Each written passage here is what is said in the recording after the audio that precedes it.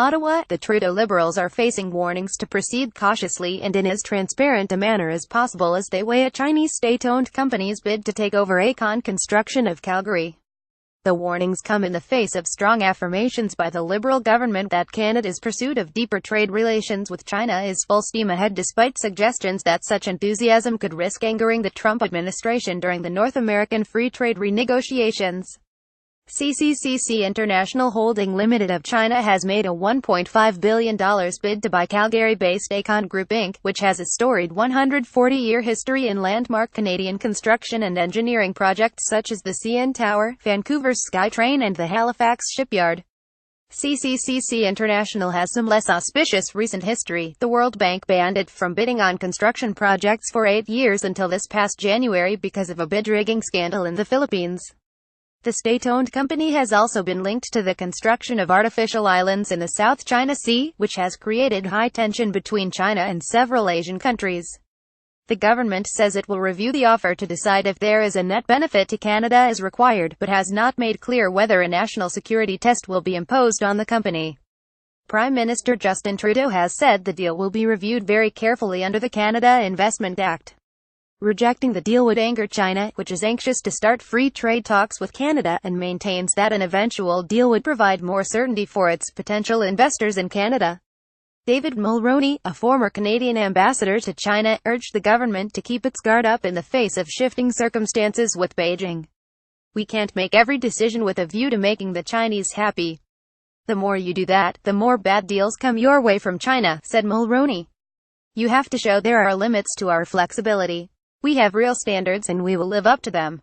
Canada needs to pursue free trade talks with China, otherwise it will become hostage to an American negotiating strategy and the fate of NAFTA," said Paul Evans, of the School of Public Policy and Global Affairs at the University of British Columbia.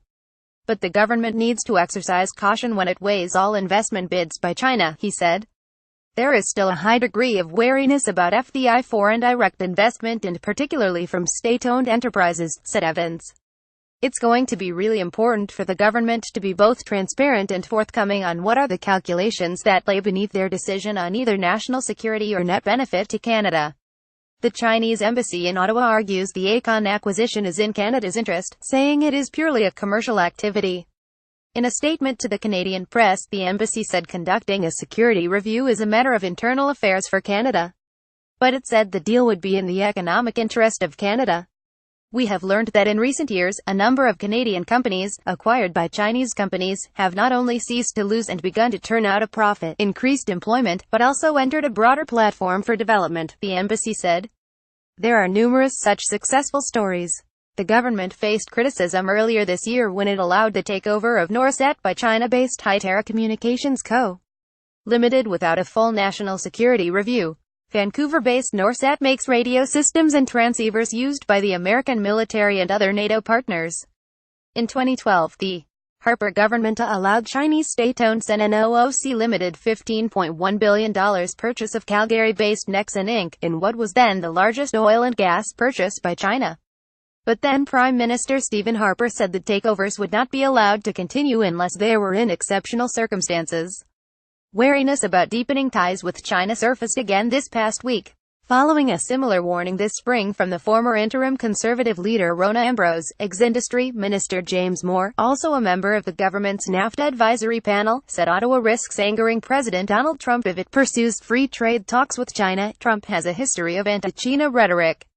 Trudeau, Foreign Affairs Minister Chrystia Freeland and a spokesman for International Trade Minister François-Philippe Champagne have since dismissed Moore, saying it remains in Canada's interest to push forward, unabated, with China. There is an argument to be made that, demonstrating that we have a diversification and a broader range of interests than simple dependence on NAFTA might actually strengthen our NAFTA negotiating position, Trudeau said. Mike Blanchfield, The Canadian Press.